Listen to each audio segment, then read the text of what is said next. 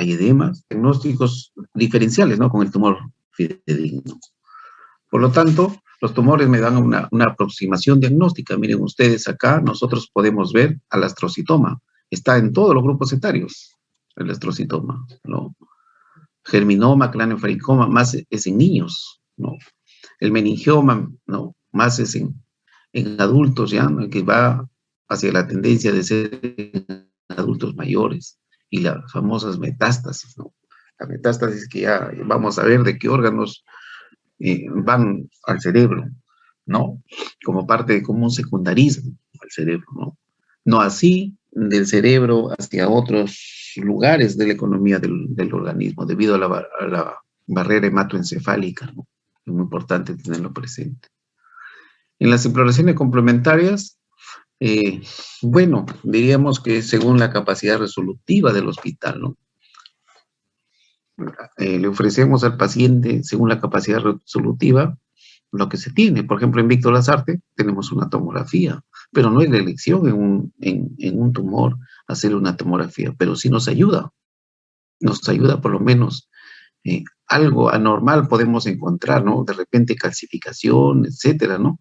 Que nos pueda permitir ahondar estudios, ¿no? No así, si la tomografía es completamente normal, no hay ningún tipo de sospecha, es más difícil que haya algo, ¿no?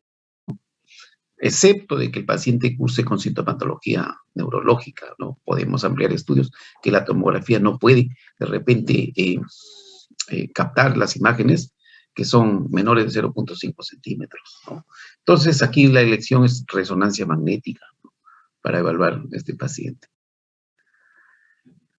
Los tumores del sistema nervioso se pueden biopsiar, ¿no? Para obtener un diagnóstico histológico definitivo, ¿no? Porque ya habíamos dicho, hay varios tipos de tumores cerebrales. Entonces, es muy importante tener presente esta situación.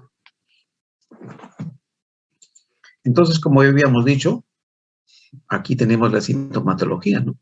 La mayor cantidad de pacientes cursa con cefalea, crisis convulsiva, alteración de memoria, cambios cognitivos, etcétera, etcétera, ¿no? Alteración del lenguaje, ¿no?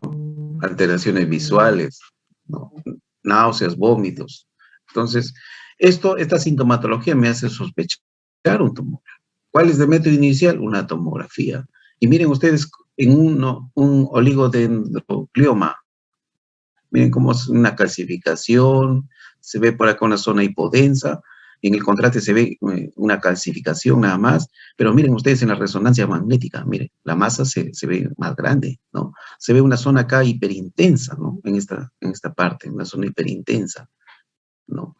En T2 y en T1 con contraste, se ve, esto era líquido, miren, se ve una zona hipodensa o hipointensa, y las calcificaciones se hiperintensifican, ¿no? Entonces, miren ustedes, de acá nosotros podemos entender que la resonancia magnética es mucho mejor que una tomografía. Miren la tomografía, la calcificación, ¿no? Una pequeña calcificación, incluso que podría pasar desapercibido, pero si no, cuando hacemos una resonancia, vemos la imagen en mayor dimensión. Entonces, los síntomas y signos iniciales de los tumores cerebrales, ahí tenemos, hay sintomatología generalizada y lateralizada o focalizada también, ¿no? Entonces, en los gliomas de alta malignidad, tenemos deficiencia de la función cognitiva, 50%, hemiparesia 40%, cefalea 50%, ¿no?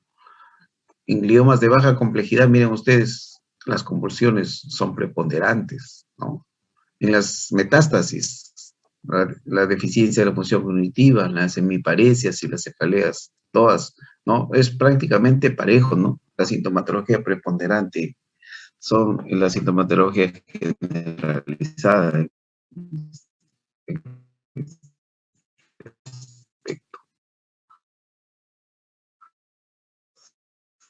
Entonces, la clasificación histopatológica, ¿no?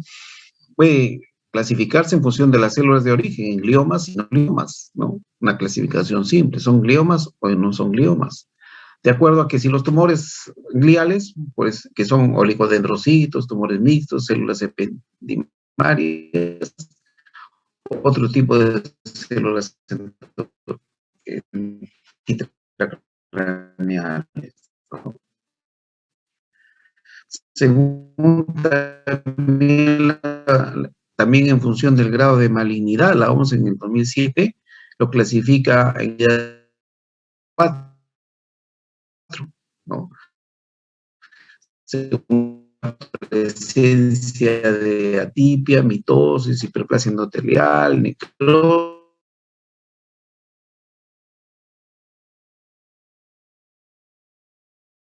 ¿no? Porque son infiltrativos.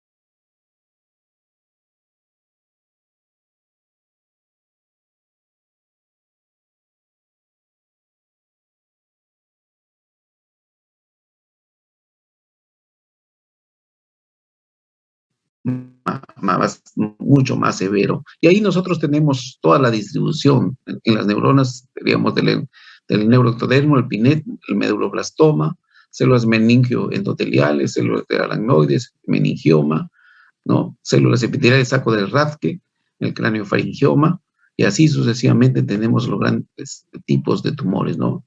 Macroglia, como ya decíamos, astrocitos, oligodendrocitos, células epidemarias, células de Schwann, ¿no? Entonces, es muy importante tener preciso. Y hay una serie, ¿no?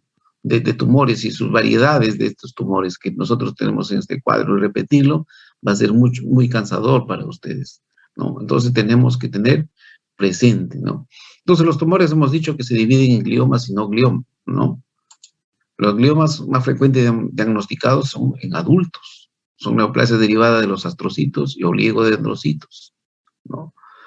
Los glioblastomas representan el 50% de los gliomas, seguido de los oligodendrogliomas, 9.2%, otros astrocitomas, 9.1%, y ependemomas, 5.6%. La gradación de los gliomas se establece de acuerdo a la escala de la OMS que habíamos dicho en 2007, ¿no? Grado 1, grado 2, grado 3 y grado 4. Y aquí nosotros podemos tener el grado 1, mire, circunscrito, el grado 1. Lento crecimiento, baja conversión a malignidad es el grado 1. En cambio, en el grado 2 ya los bordes son más difusos, ya se pierden en esta zona. Siguen siendo de lento crecimiento y con tendencia a mayor malignidad. No sé, el grado 3, acá nosotros podemos ver, ya es infiltrante con células atípicas o anaplásicas, y hay mayor número de mitosis acá en este grado 3.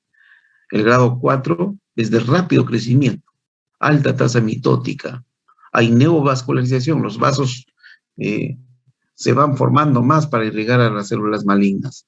Y también, así como hay esos vasos, la angiogénesis, eh, eh, tienen paredes muy lábiles, muy débiles, ¿no? De tal manera que pueden romperse y pueden generar incluso microhemorragias, y al romperse nosotros vamos a ver que las células neuronales no se van a irrigar, entonces va a haber zonas de necrosis incluso, ¿no?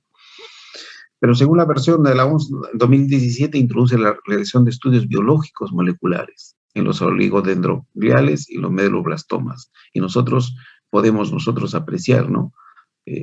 Este tipo de imagen, ¿no? Una oligodendroma, ¿no? Entonces, es muy importante saber y las mutaciones, ¿no?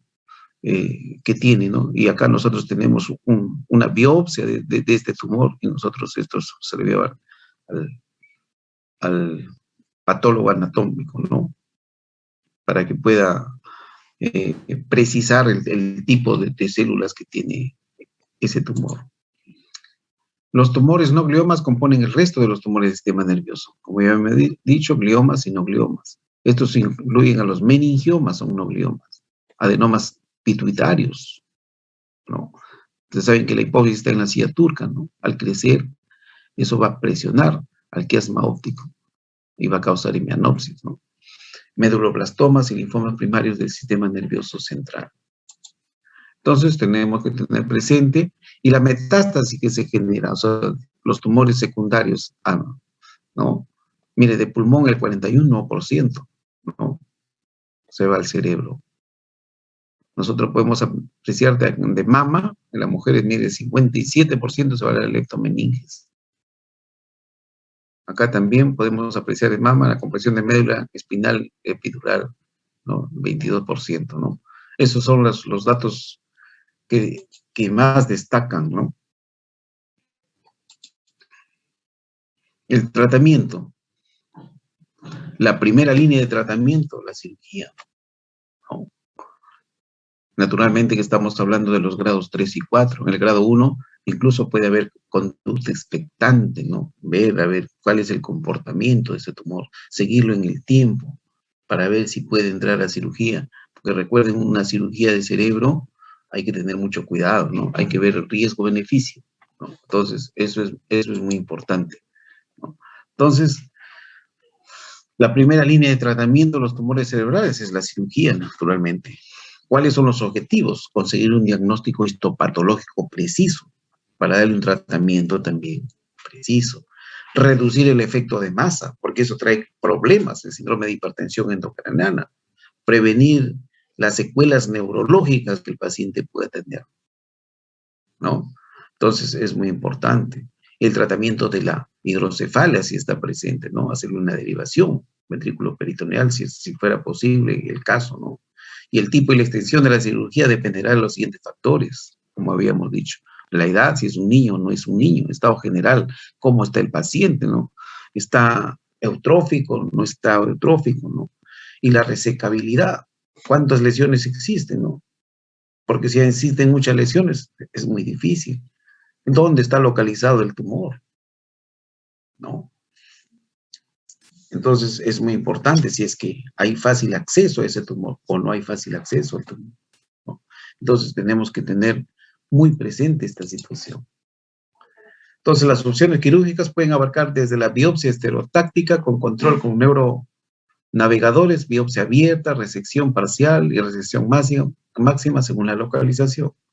Entonces debe realizarse una resonancia magnética después de operado el paciente, máximo en unas 72 horas, para evaluar la extensión de la resección y permitir un seguimiento posterior de la enfermedad, ¿no? Entonces, no es que solo se opera al paciente y ya está, ¿no? Hay que ver cómo quedó, ¿no?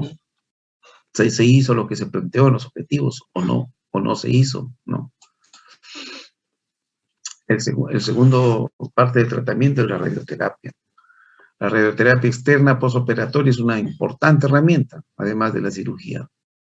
Está indicada en pacientes con gliomas de alto grado, porque le va a prolongar la vida a estos pacientes, le va a dar supervivencia. La radioterapia holocraneal se usa en ciertos tumores, como el meduloblastoma y los linfomas primarios del sistema nervioso central. La radiocirugía estereotáctica administra una dosis elevada de radiación sobre el tumor, en una dosis única, basándose en pruebas de imágenes que delimitan la lesión, ¿no? Entonces, es muy importante, entonces, delimitar la lesión, ¿no? Con radioterapia. Y la quimioterapia, el agente más frecuente usado es temozolomida, que es un agente alquilante con un buen paso de la barrera hematoencefálica en los gliomas, especialmente que son el problema de alto grado, ¿no? Que son 3 y 4, como habíamos dicho, ¿no? Se administra de manera continua durante la irradiación postoperatoria y posteriormente al fin de la radioterapia. Es parte del tratamiento. Los pacientes con gen metilado tienen mejor pronóstico y además es un factor predictivo de una respuesta óptima, la temozolomida. La quimioterapia es muy importante con el PCB, ¿no? Que es procarbazina, lomustina y vincristina. Ya demostraron en varios estudios el aumento de la supervivencia de estos pacientes, libre de progresión y la supervivencia especialmente en los casos puntuales de oligodendrogliomas anaplásicos.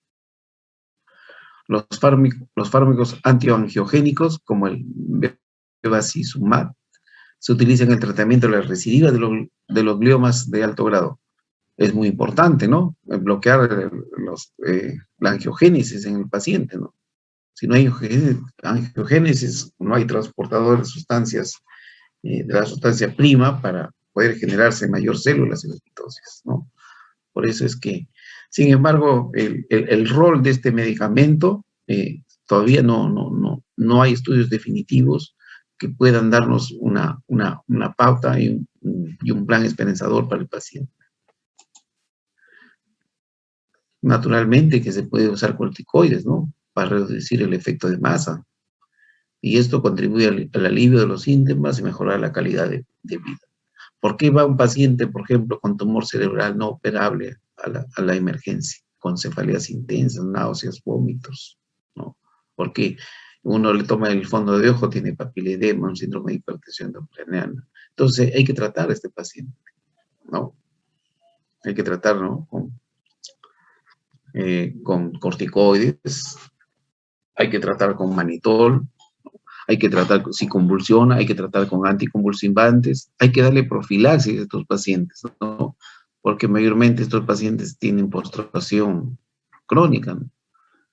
Porque la misma situación del paciente con estos tumores cerebrales no lo hacen seres humanos activos, ¿no? Entonces hay que tener profilaxis para la trombosis venosa profunda.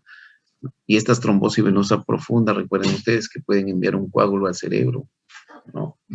O a los pulmones, si voy a hacer una embolia pulmonar, ¿no? Que debemos nosotros soslayar esta situación y evitar que esto suceda en el paciente con tratamiento profiláctico para la embolia pulmonar. La metástasis cerebrales proviene de la diseminación hematógena, naturalmente. La distribución de metástasis en el cerebro se acerca a la proporción del flujo, de tal forma que en promedio 85% de todas son supratentoriales y 15% aparecen en la fosa posterior. El número y sitio de metástasis en el cerebro son elementos que rigen la opción terapéutica y el estado global del paciente, eso habíamos dicho, ¿no? Depende de la zona de localización para poder abordar ese tumor. Las metástasis suelen ser únicas aproximadamente en la mitad de los enfermos y múltiples en la otra mitad, ¿no? Entonces, es muy importante que tengamos presente opciones de tratamiento, ¿no? Otras opciones de tratamiento, radioterapia. El tratamiento usual de las metástasis cerebrales es la radioterapia integral del cerebro completo. Sin embargo, dista mucho a veces de ser un recurso curativo con resultados óptimos, ¿no? Hay resultados prometedores con radiocirugía estereotáctica, sobre todo cuando las lesiones son relativamente pequeñas, ¿no? Menores de 3 centímetros.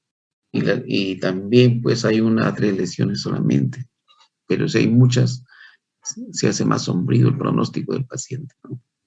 La cirugía, ¿no? La extirpación de una sola metástasis cerebral seguida de radioterapia es mejor que esta última técnica sola, ¿no? La extirpación quirúrgica puede prolongar la supervivencia, claro, disminuyes el efecto de masa. Si tienes acceso de abordar ese tumor y sacarlo, va a disminuir el efecto expansivo del tumor y por lo tanto va a disminuir los episodios de hipertensión endocraniana en el paciente. La quimioterapia es un tratamiento poco útil en las metástasis. Ciertas metástasis de tumor quimiosensibles, como tumores de células germinales o el cáncer pulmonar microcítico, pueden mejorar con esta opción de tratamiento, ¿no? Entonces, nosotros hemos visto a grandes rasgos cuál es la situación de estos pacientes con tumores cerebrales, ¿no? Que pueden pasar inadvertidos, ¿no? Pacientes de repente solamente con cefaleas, ¿no? Con cefaleas episódicas o de reciente inicio, ¿no? O con historia de cefaleas mal diagnosticados, que se estaba manejando como migrañas, como no hacían efectos de focalización, entonces se pensaba que eran solamente migrañas. Y cuando el paciente focaliza, bueno, según la literatura está indicada en una cefalea hacerle una tomografía, y a veces no indagamos bien al paciente y sobre infradiagnosticamos patologías que no son parte de su contexto clínico, ¿no? Entonces, tengamos presente esta situación. Muy bien, eso es todo lo que estamos presentando para este momento.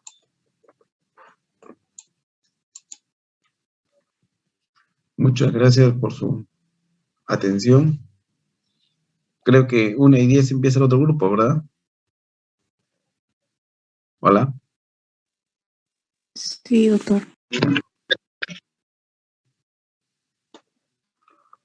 Bien, entonces. Gracias, doctor. Muchas gracias por su atención. Gracias, doctor. ¿Tuvieron una pregunta? Gracias, doctor.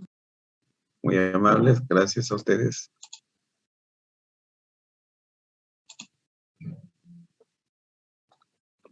Espero en este mismo link el siguiente grupo.